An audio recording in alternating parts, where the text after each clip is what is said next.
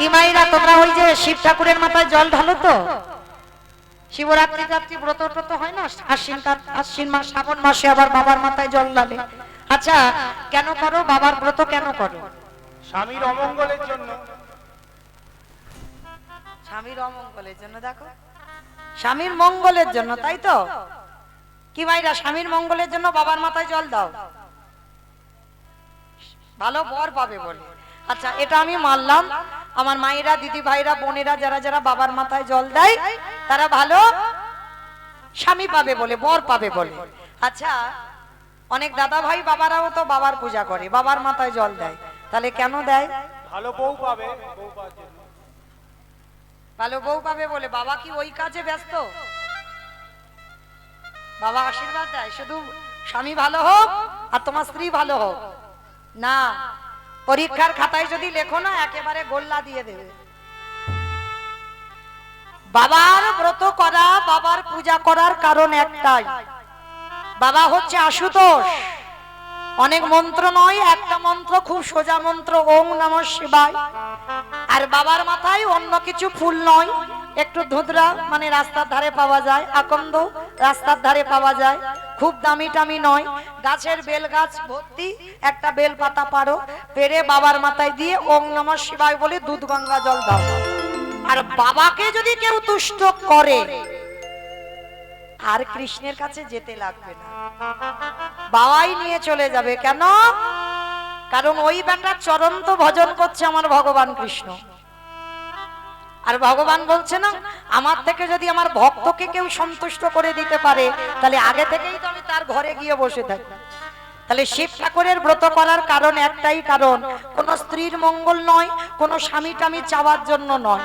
তাহলে শিব ঠাকুরের মাথায় জল ঢালবে একটাই কথা বলে যে প্রভু আমার যেন কৃষ্ণ প্রেম ভক্তি লাভ হয়, আর অন্য কোনো কারণ নয়।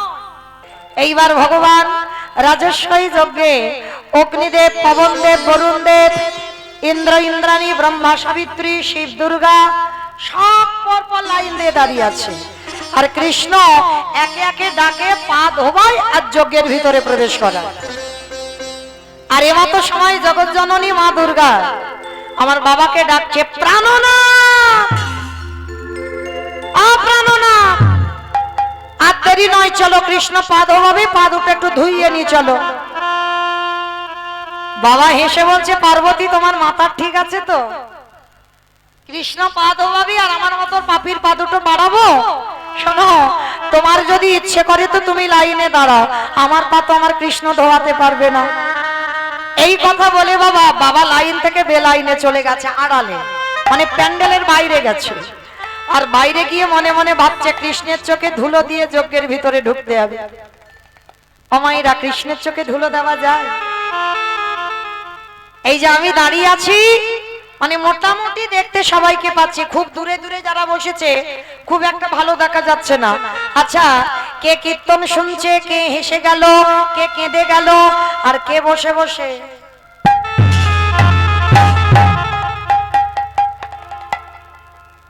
আমি দেখতে পাচ্ছি না। কিন্তু ওই যে ছেলেটা মাসিটা বাজাচ্ছে, ও দেখতে ওইটুকু ছেলে, ওইটুকু নয়। ফোল্ডিং ছাতা দেখেছো? ফোল্ডিং ছাতা, ও ফোল্ডিং ছাতার মতো, খুলে দিলে বড় হয়ে যায়, আবার গুছিয়ে নিলে ছোট হয়ে যায়। তাহলে দেখতে ওইটুকু, ও চোখ চারদিকে ঘুরে ঘুরে বেড়াচ্ছে বাবা। এ হরিবাসরে বসে কে হাওয়া খায়, কে কীর্তন শোনে, কে কেঁদে যায়, কে গল্প করে যায়, কে ঘুমিয়ে যায়, কে হেসে যায়, সব তো আমার গোবিন্দের খাতায় লেখা হচ্ছে। তো আজকে লক্ষ্য করে দেখেন ভগবান কি করেছে, মনে মনে ভাবছে দেখেছো এ বেটা আমার চোখে ধুলো দেবে, যার জন্য আড়ালে চলে গেছে।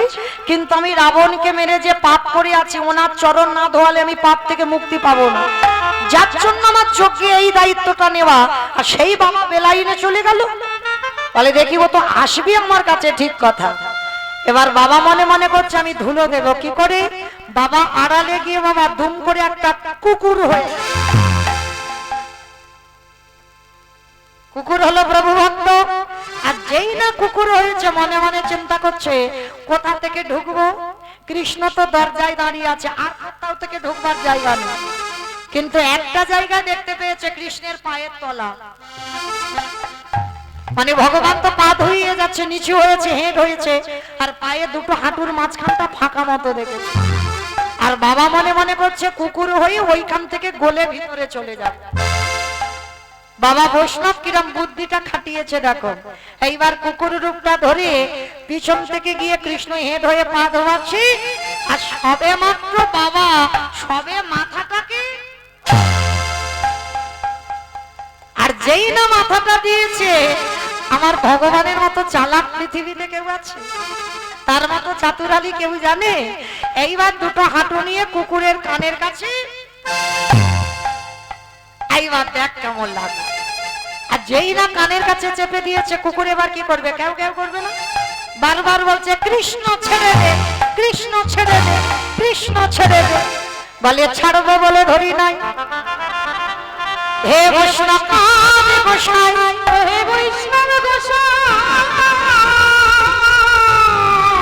তোমার মতো বৈষ্ণবের দুটো পা ধোয়ালে বোধহয় আমার কম হতো, তাই তো বৈষ্ণব হয়ে জেনে বুঝে তুমি আমার জন্য এক্সট্রা দুটো জুড়ে দিয়েছো। আমার বুঝেছো? শিব ঠাকুরের কটা পা? দুটো পা। আর কুকুরের চারটে পা, চারটে পা। ভগবান বললে হে বৈষ্ণব, তোমার মতো বৈষ্ণবের দুটো পা ধোয়ালে আমার জীবনে কম হতো, ওই জন্য তো তুমি আমার জন্য এক্সট্রা দুটো জুড়েছ।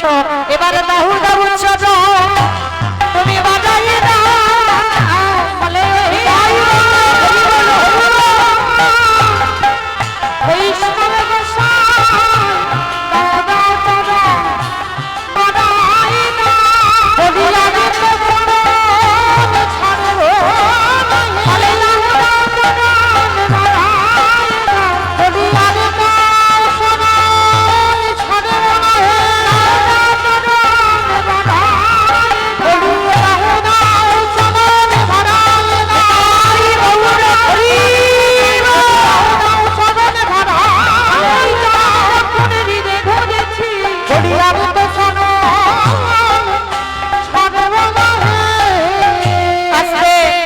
মোটা দড়ি নিয়ে কুকুরটাকে আস্তে পিষ্টে বেঁধেছে।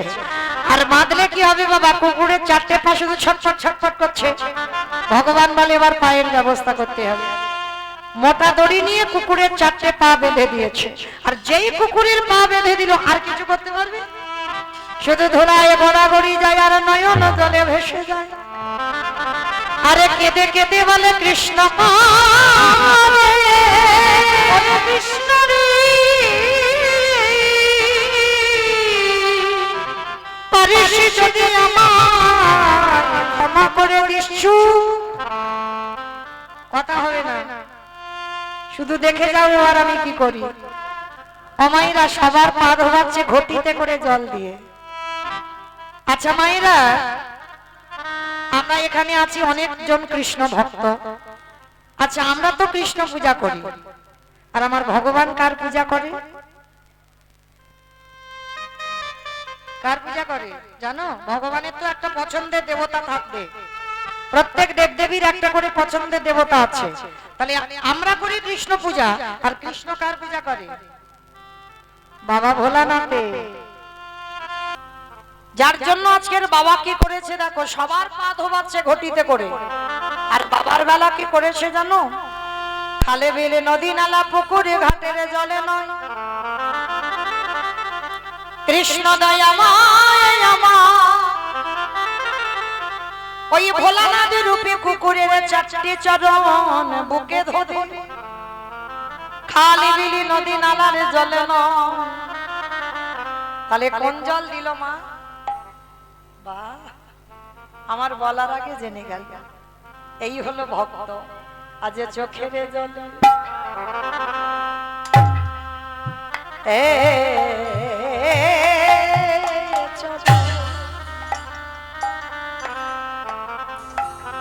চরণ ধোয়া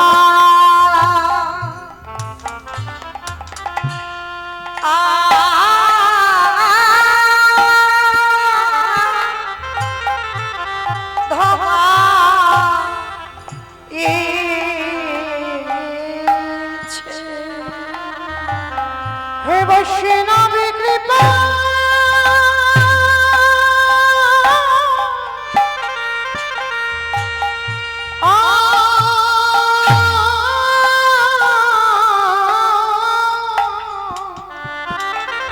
রাধে হে বৈষ্ণব কৃপা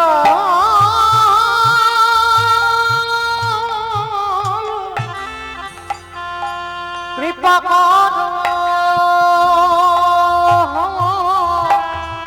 করো বলে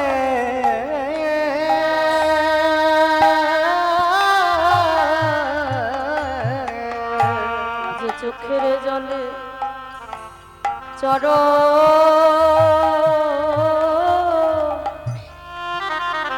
চরণ ধোয়া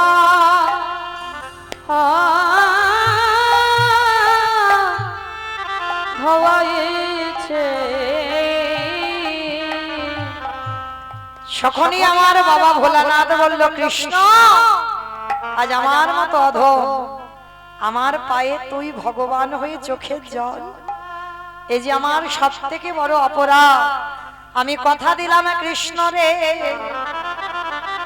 আগত কলিযুগে কোনদিন আমি আর শিব হব না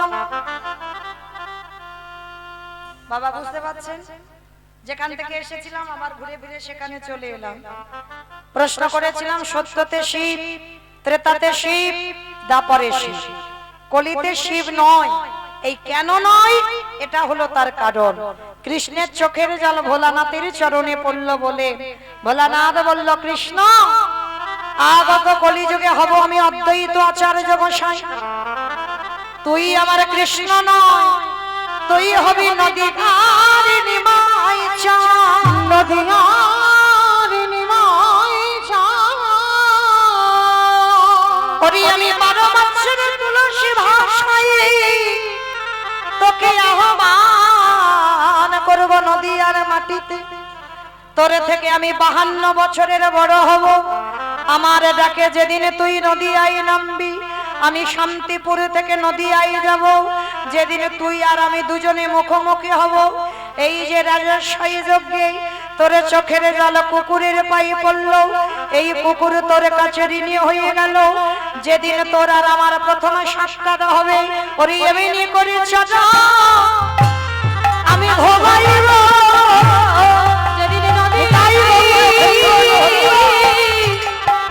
নিমাই হবি এমনি করে চাচা ভোগাইব আমি এই প্রতিজ্ঞা করে গেলাম নদীয়াতে নিমাই হবি ওরে সেদিন কেদেরি সাদ করে প্রতিজ্ঞা করে গেলাম যেন ছাজা ছাজা করিস না এই প্রতিজ্ঞা করে প্রতিজ্ঞা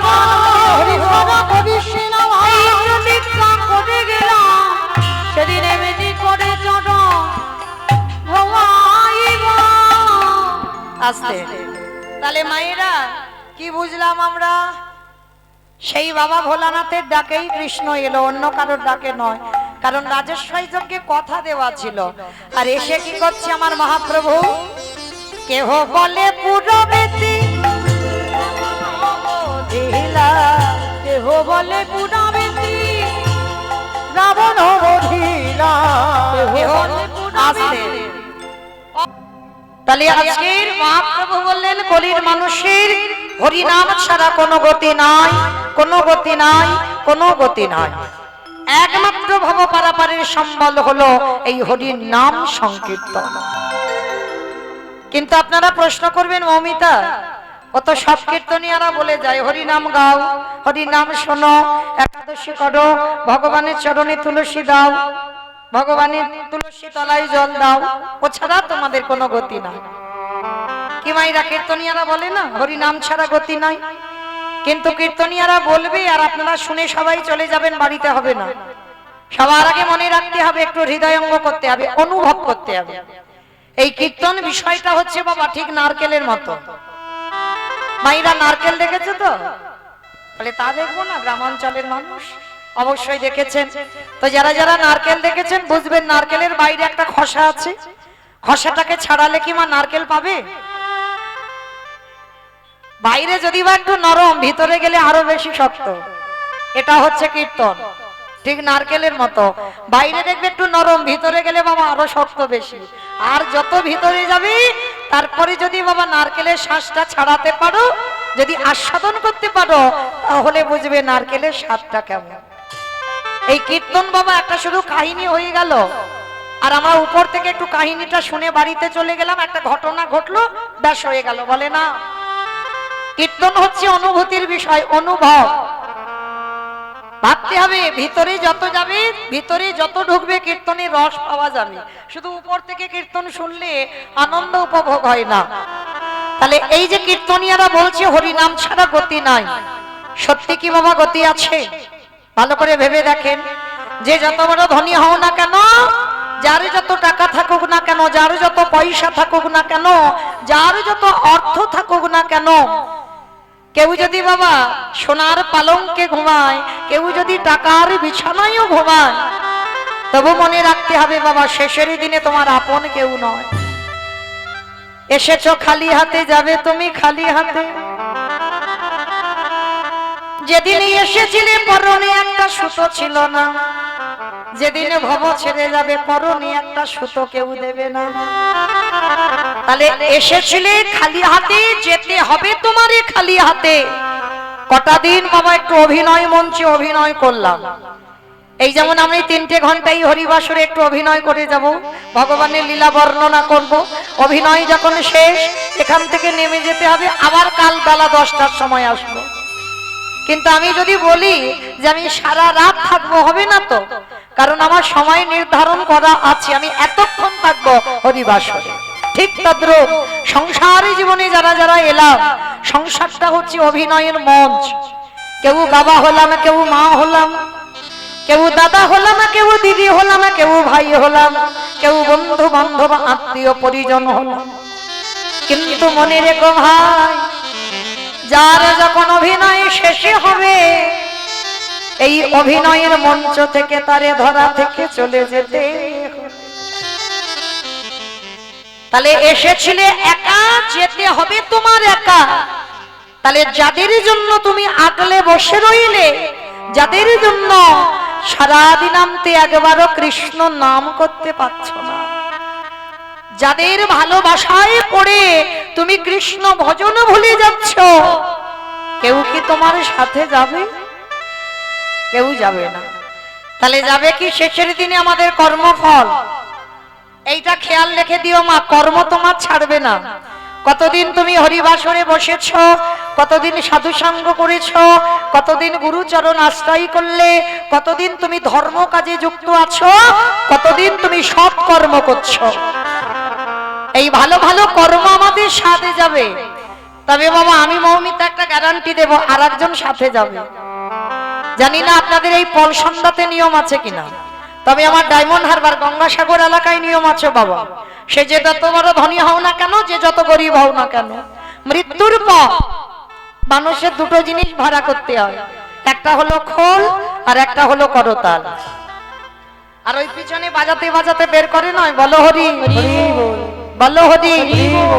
কি মাইরা তোমাদের এই গ্রামে হয়তো পলসন্দাতে হয়, এখানেও হয়। বেশ, আমি ভাবলাম আমার এলাকায় বুঝি হয়, কারণ সব জেলার নিয়ম তো এক থাকে না। তো যাই হোক, এই জায়গাটা একটু অনুভব করে দেখেন। যখন আমরা দুর্গা পূজা, কালী পূজা, লক্ষ্মী পুজো, সরস্বতী পুজো, মনসা পূজা, যে কোনো পূজা যেদিন বাবা বিসর্জন হয়, সেদিন তো বাবা ধুমধাড়াক্কা ডিজে বক্স বাজে। কি মা তোমাদের পলসন্দাতে হয় বিসর্জনের দিন ডিজে বাজে, ধুমধাড়াক্কা নাচানাচি হয়? এখানে হয়? আমার এলাকায় এমন বাবা বক্স বাজে না, যেন অসুস্থ মানুষ থাকলে হার্ট এক্ষুনি ব্লক হয়ে গেল। মানে বিসর্জনের দিন এমন জোরে জোরে বক্স বাজে, মানে ঘর বাড়ি পর্যন্ত মানুষের থরথর করে কাঁপে। তাহলে ভালো করে বিচার করে দেখবেন বাবা, সেটাও তো মা। তাহলে মাকে যখন জলে ফেলতে যাচ্ছ, এগুলো বিবেক বাবা, এগুলো চেতনা। মাকে যখন জলে ফেলতে যাচ্ছ, তখন তুমি নাচতে নাচতে যাচ্ছ। তাহলে যেদিন আমাদের দেহটা বিসর্জন হবে, সেদিন কি বাবা একটু নাচতে নাচতে পিছনে লরিতে করে ডিজে বাজালে হতো না? হওয়ালে হতো, তাহলে হওয়াচ্ছি না কেন? এই জায়গায় আমার চৈতন্য মহাপ্রভু শিক্ষা দিলেন, ওরে কলিরিজি, এলি খালি হাতে যাচ্ছে, সে খালি হাতে, কেউ তোর সাথী হলো না, তাহলে সাথে গেল কে? তোর কর্মফল। আর কি যাচ্ছে সাথে?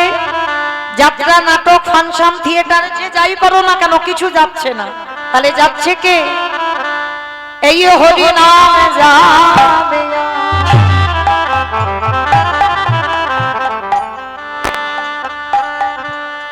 আমাদের পচা দেহ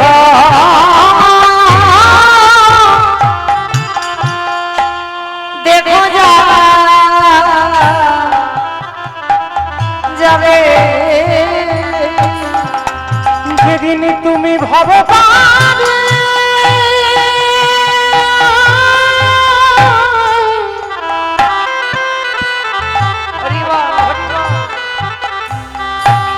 যেদিন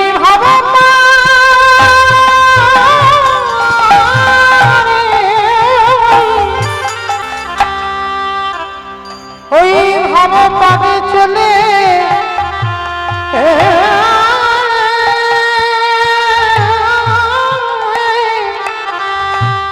চলে যাবে,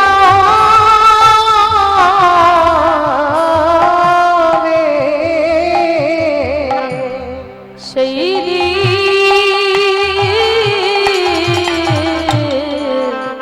হরি বল হরি বল।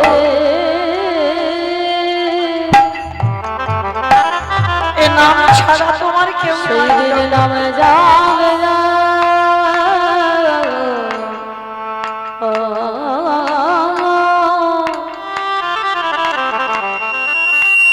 এই পচা দেহ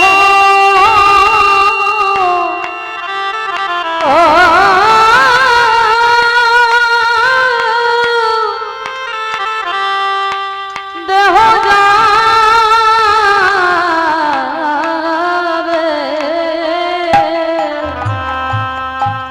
আমাদের কারোর কৃষ্ণ ভজন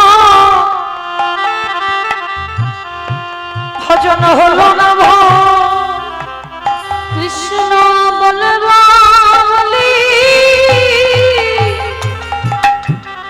এই ভাবে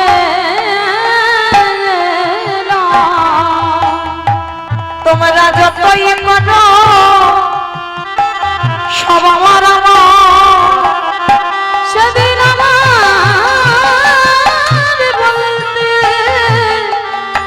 কেহ রবে না গো। সবাই মায়ার বাঁধনে বন্দী হলো, শুধু আমার করে মরলাম। ও ভাই এ জগতে তোমার কেউ কারোর নয়। একেবারে হরি বলে ডেকে নাও। দয়াল আমার মত পাপি আমি কেউ নয়। বলে এই বন্ধা করো মোরে। শুধু এলাম খেলা ভব ছেড়ে চলে গেল। একেবারে হরি বলে কাঁদলাম না গো। দয়াল পার ঘাটাতে দাদাই রইল। এইবারে পারে করো হে দয়াল হরি।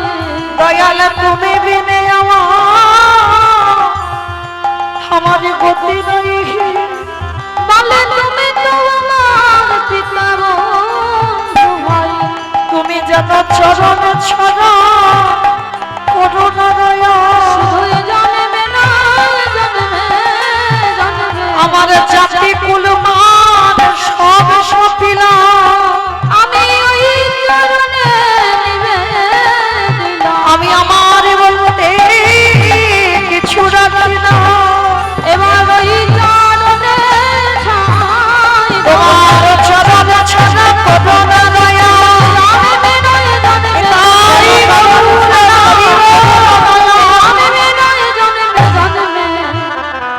যাবে আর পচা দেহ যাবে। হরি বল। তাই চরণ ধরে বলে যাই মাইরা, ভালো যদি বাঁচতে হয় আমার ভগবানের চরণ আগে আঁকড়ে ধরো। কেন? প্রত্যেকের ভালোবাসাই বাবা শুধু চাওয়া পাওয়া আছে, তুমি আমারে দাও আমি তোমারে দেব, এগুলো আমাদের পার্থিব জগতের ভালোবাসা। কিন্তু ভালো তো একজনে বাসে বাবা, যিনি বিশ্বের স্রষ্টা মালিক ভগবান। আমার মায়েরা অনেকে প্রশ্ন করবেন, মৌমিতা কেন ভালো তো আমার মা বাসে? কারণ কেন আমার মায়ের ভালোবাসাটা বেশি? কারণ আমি আসবার আগে জগতে আমার মা আমার জন্য ভেবে রেখেছে আমি জগতে এসে কি খাবো। কি বাবা, আমরা জন্মগ্রহণ করি, মাতৃস্তন দুগ্ধ পাই, তার মানে সবার আগে তো মা আমার জন্য ভেবেছে। বলে না ভাই, ওটা তোমার মা ভাবেনি। ভালো করে একটু অনুভব করে দেখেন, ওটা তোমার মা যদি ভাবতো, এখানে আমরা অনেকগুলো মা আছি, আমিও একজন মা, তাহলে যারা মা হয়েছি তারা বুঝবো বাবা, এই জগতের সংসারে সন্তান যখন 5 মাস মাতৃ জঠরে আসে তখন মাতৃস্তনে দুগ্ধ আসে, তার আগে নয়। তাহলে কি মা ওটা নিজে নিজে তৈরি করলো? মা যদি নিজে করতো তাহলে একজন মাকে গর্ভে সন্তান আসবার আগে বলে দেখো কি পারে কিনা? পারবে না। তাহলে কে দিল স্তনদুগ্ধটা? মা নিজে তৈরি করলো না, বাবা দিল না, গ্রাম প্রতিবেশী আত্মীয় পরিজন দিল না, তাহলে দিল কে? না বিশ্বের স্রষ্টা মালিক ভগবান। তাহলে একদিনের একটা বাচ্চা সে জন্মগ্রহণ করে কি খাবে তার ভাবনা না তার মা ভেবেছে, না তার বাবা ভেবেছে, না আত্মীয় প্রতিবেশী গ্রাম প্রতিবেশী কেউ ভেবেছে। তাহলে ভাবলো কে? না বিশ্বের স্রষ্টা মালিক ভগবান। স্তনদুগ্ধটা কিভাবে তৈরি হবে? কতটুকু লবণ, কতটুকু তিতো, কতটুকু মিষ্টি, কতটুকু ঝাল, কতটুকু মিষ্টি, কতটুকু ঠান্ডা, কতটুকু গরম, কতটুকু মোটা, কতটুকু পাতলা দিলে তবে যে একটা স্তনদুগ্ধ তৈরি হয়, আজ পর্যন্ত কোনো বৈজ্ঞানিক ভাবেনি। ভেবেছিল কে? না বিশ্বের স্রষ্টা মালিক ভগবান। তাহলে একদিনের বাচ্চা জন্ম নিয়ে সে কি খাবে তার ভাবনা জগতে আমার ভগবান ছাড়া যেমন কেউ ভাবেনি। তাই আমরা মনুষ্য কোলে জন্ম নিয়ে ভালো সবাইকে বাসো, কিন্তু প্রত্যেকের ভালোবাসায় চাওয়া পাওয়া আছে। কিন্তু আমার ভগবান নিঃস্বার্থ ভাবে ভক্তকে ভালোবাসে, কোনো চাওয়া পাওয়া নেই। তবে না বাবা, চাওয়া পাওয়া নেই বলা ভুল, চাই। ভগবান কি চাই জানো ভক্তের কাছে? ওডে কলির জ্ঞানন্ধজি হরি বল। এই জগতের সংসার মাঝে সংসার করিবি বলে তোরা ধরাই গেলি, সংসার কর তাতে অসুবিধা নাই, কিন্তু সারা দিনের মধ্যে একটিবার আমার চরণে বসে যদি একজন ভক্ত নয়ন জলে কাদা প্রাণে কেঁদে বলে কৃষ্ণ তোমার কোলামে বলে, ডাকার মতো যদি ডাকতে পারে আমারে ভগবান কি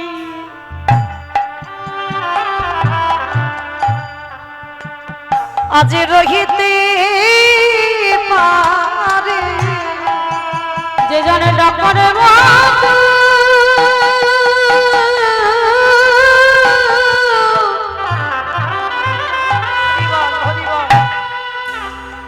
যে জনে ডাকরে মতো ডাকিতে পারে,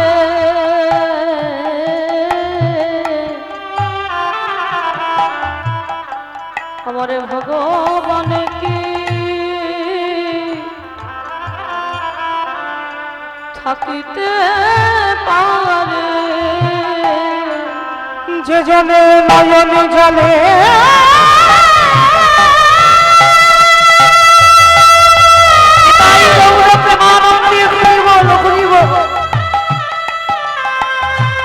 হে গোবিন্দ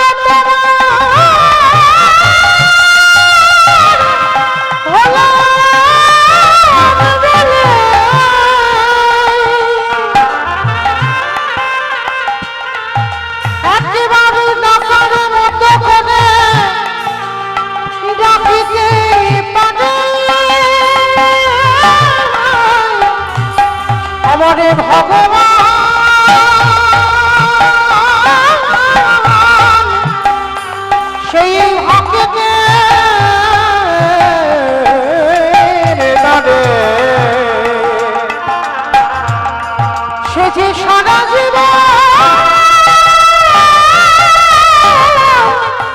বাধা পড়ে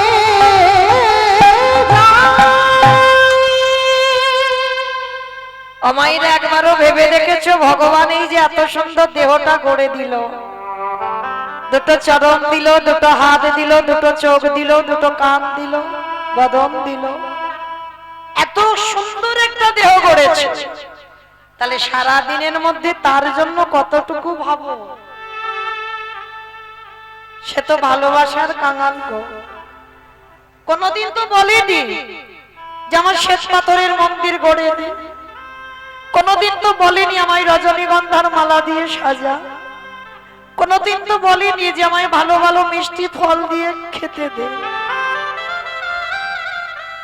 কোনদিন বলেনি আমায় দামি পোশাক অলংকারে সাজা। ভগবান ভক্তের কাছে একটাই জিনিস চেয়েছে, সারাদিন তোরা কত আবোল তাবোল বাচাল বলিতে পারো, তাহার ভিতরে কি একবারও কৃষ্ণ বলিতে নাড়ো। হরি বল হরি বল। সারাদিন সব কাজ করে যাচ্ছিস, কজন ভক্ত বাবা ভগবানের চরণে অন্তত 10টা মিনিট বসে নয়ন জলে কেঁদে বলেছ, প্রভু তুমি এত সুন্দর দেহ দিয়েছ, তোমার দেওয়া দান নিয়ে আমি সংসার জীবনে নামলাম, দয়াময় সারাদিন কত না জানি অন্যায় অপরাধ করি, তুমি নিজ সন্তান বলে তোমার চরণের দাসী বলে তুমি আমায় ক্ষমা করে দিও। কি গো মায়েরা কোনদিন বলেছেন ভগবানের কাছে? বলেনি, কিন্তু চরণ ধরে বলে যায়, শিশুকালে কৃষ্ণ ভজে কৃষ্ণ পাবার আসে, কৃষ্ণ পাওয়ার আসে, যৌবনেতে কৃষ্ণ ভজে আসে বা না আসে, আসে বা না আসে, বৃদ্ধকালে কৃষ্ণ ভজে জমের তহন আসে। এ কথাগুলো শুনলে হবে না, মা হৃদয়ঙ্গ করেন। শিশুকালে কৃষ্ণ ভজে কৃষ্ণ পাবার আসে, ভজন করতে হবে সকাল সকাল, বাবা বিকাল গড়িয়ে গেলে ভজন হয় না। দেহতত্ত্বের দিকে দেখেন, সকালবেলা মানে 20 ফুল, একদিকে বলছে মহাজনেরা সকাল সকাল সেবা করো, আবার একদিকে বলছে বাবা 20 ফুলে সেবা হয় না। কি বাবা 20 ফুলে গোবিন্দ সেবা হয়? গাছে থেকে 20 ফুল গোবিন্দ চরণে দেওয়া যায় না, অপরাধ হয়ে যায়। আর 20 ফুল সম বাল্যকাল। এই যে ছোট ছোট মেয়েরা ছেলেরা সামনে বসে আছে, এরা 20 ফুল, এরা বসেছে ঠিক কথা, কিন্তু বাবা কীর্তন সম্পর্কে ওদের তো অত অভিজ্ঞতা নেই। অনুভব করতে পারছে কি? কিছু বুঝতে পারছে? কীর্তনিয়া হরিবোল দিচ্ছে, ওরা হরিবোল দিচ্ছে, কিন্তু অতটা বুঝতে পারছে না। কেন? ওটা 20 ফুল, ঠিক ঠিক সেবায় লাগবে না। আর বাসি ফুল তো লাগবে না, এটা আপনারা আমরা সবাই জানি। আর বাসি ফুল সম এই দেহতত্ত্বে বলছে বাবা বার্ধক্য দশা, দন্ত পড়ে যাবে, কেশ পেকে যাবে, চামড়া গুলো আলগা হয়ে যাবে,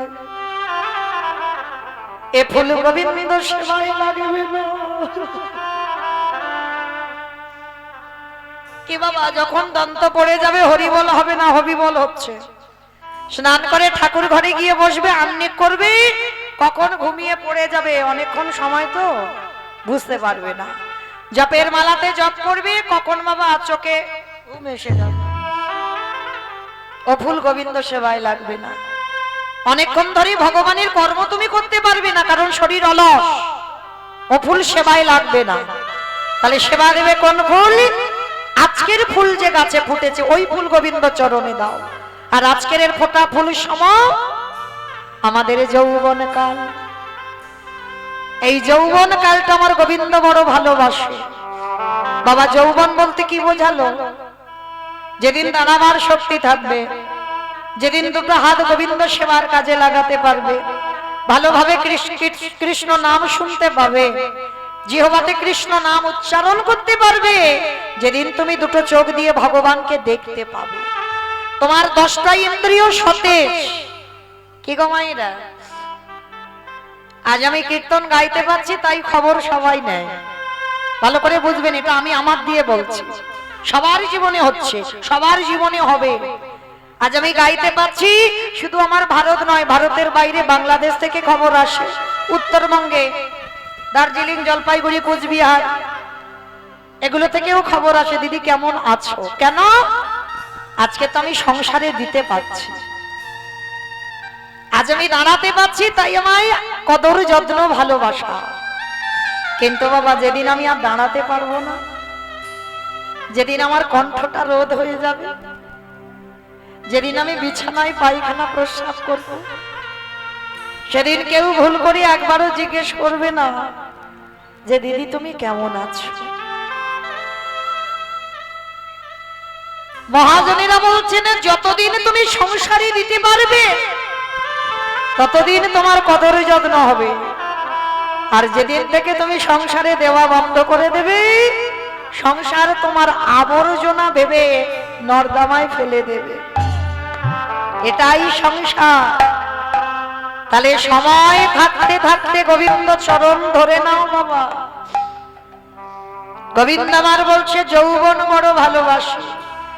আর যার জন্য আমার গোবিন্দ যেদিন, বাবা যারা মাথুর লীলা জানেন বা শুনেছেন, রাধারানী দশমী দশা, মানে শেষে বাবা গোবিন্দকে হারিয়ে ভালোবাসার কেমন জ্বালা দেখো, দশায় পড়ে।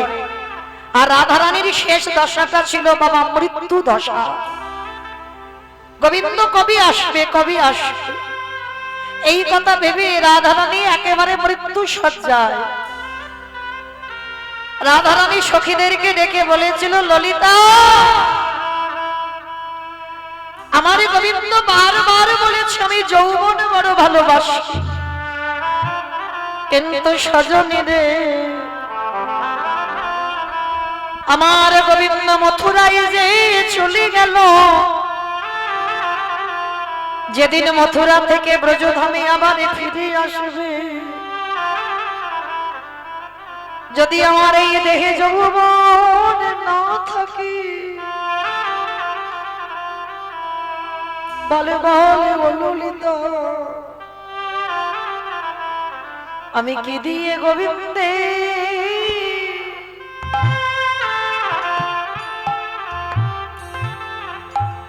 গোবিন্দের সেবা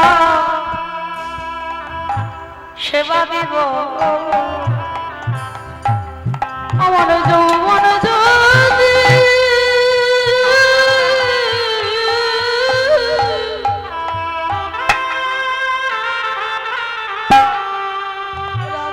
আমার যৌবন যদি ফুরা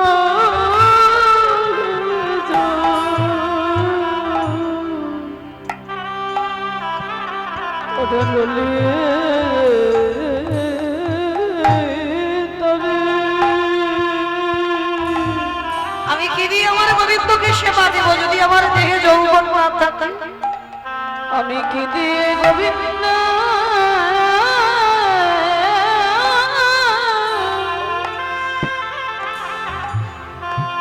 গোবিন্দের সেবা দেব?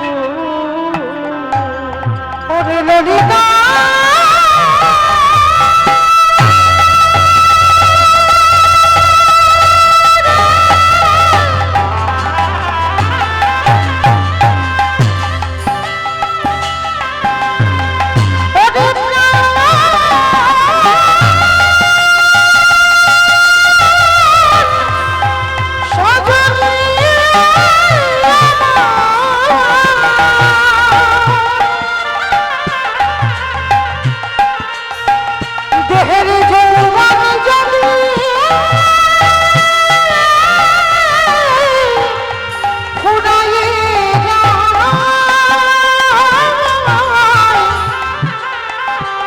যেদিনে আমার বধূ এই ব্রজে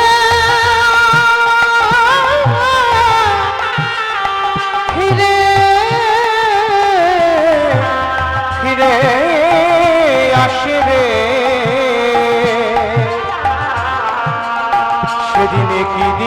বধূ কি দিয়ে বধূ ওলে ললিতা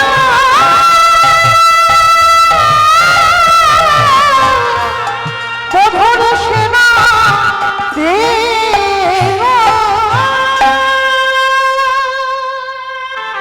তাহলে মা সবার চরণ ধরে বলে যাই, সময় থাকতে থাকতে ভগবানের চরণ ধরো, ভুলে যাব না। সংসার করতে করতে শুধু সংসারে গা ভিজিয়ে দিও না, ভগবানের চরণ ভজন করো। কারণ এই বিশ্ব ব্রহ্মাণ্ডের মালিক যে, তুমি মনে করছো তোমার স্বামী ব্যাগ ভর্তি বাজার করে এনে দিচ্ছে, তুমি খাচ্ছ না, ওটাও আমার ভগবানের দেওয়া সম্পদ। তাহলে ভগবানকে কিসের জন্য ভুলে যাব? তাহলে চলেন আজকের আমরা সবাই গুরুচরণ আশ্রয় করে আমরা সবাই যখন একত্রিত হয়েছি বাবা, আজকের আমরা সবাই যাব কিছুক্ষণের জন্য শ্রীধাম নদিয়া নবদ্বীপ ধাম। আর নদিয়ার মাটিতে গিয়ে দেখব ব্রজেন্দ্র নন্দন কৃষ্ণ কলিকালে হয়েছে বাবা শ্রীকৃষ্ণ চৈতন্য মহাপ্রভু। সত্যতে নারায়ণ, ত্রেতাতে রাম, তারপরে কৃষ্ণ কলিতে হলো গৌরাঙ্গ। আর কৃষ্ণ যে কলিযুগে গৌর হলো নদিয়ার মাটিতে, সেই চৈতন্য মহাপ্রভু নদিয়ায় এসে যেদিন দাঁড়িয়েছে সেদিন নদিয়ার অবস্থাটা কেমন, নদিয়ার ভাবটা কেমন। আজ জয় জয় জয়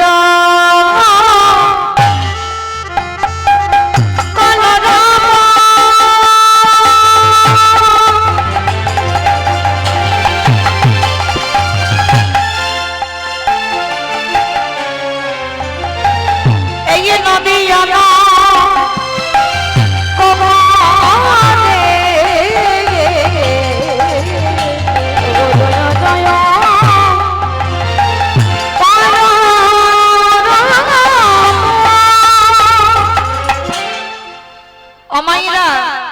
আগে একটা কথা বলে নি, ঝগড়া করতে গেলে প্রথমে করে নেওয়া ভালো। আর মাঝ রাস্তায় যদি ঝগড়া করি বাবা তাহলে মারামারি হবে। আগে ঝগড়াটা করে নিচ্ছি মা। আচ্ছা, কীর্তন শুনতে গেলে তিনটে বস্তু প্রয়োজন। কি কি জানো? কি কি গো? দেখেছো, বসে বসে নাকি ঘুমানো আর গল্প করা।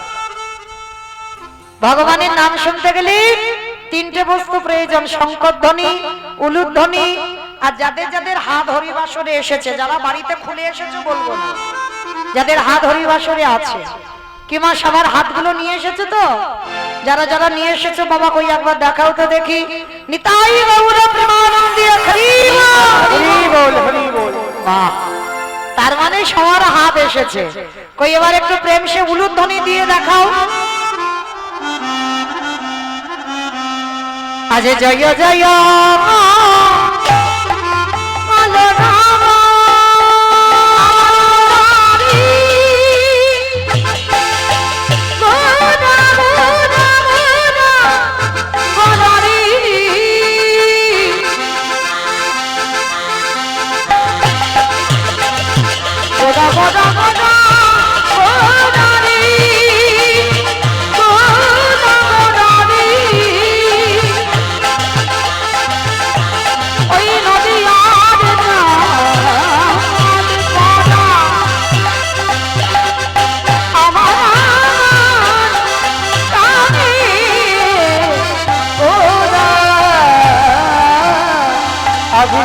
জয় কালো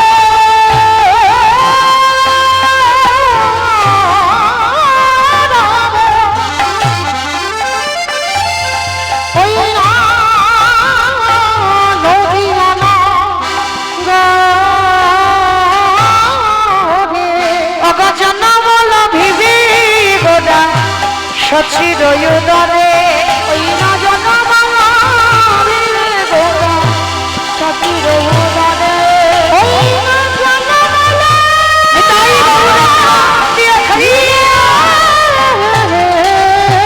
গোরা সচির উদরে অগর নদিয়াতে প্রভু উদয় কলা ওই নদী গৌর উদয় হল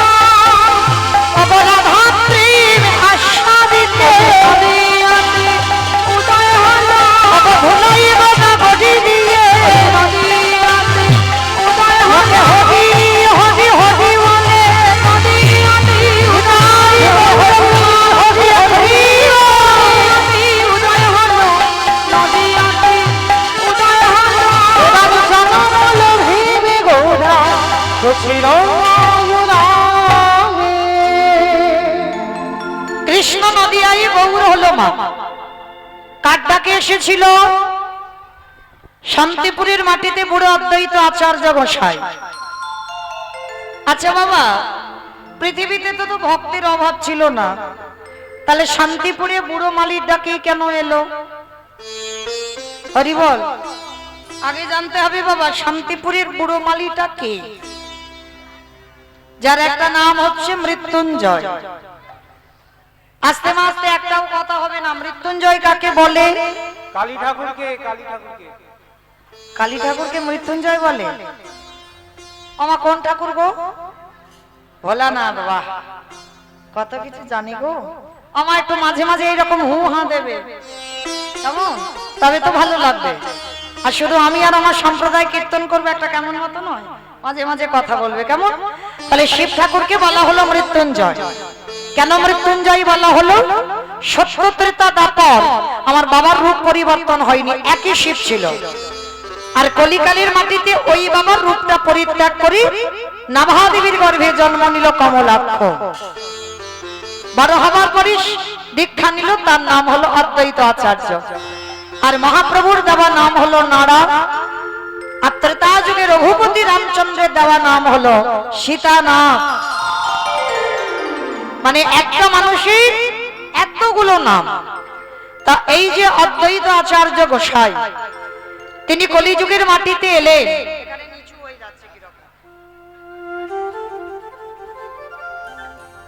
নদিয়ার মাটিতে কৃষ্ণ কলিযুগে গৌর হলো, তার একটা কারণ ছিল। কারণটা কি না, এই যে শান্তিপুরের বুড়ো মালির ডাকেই এলো।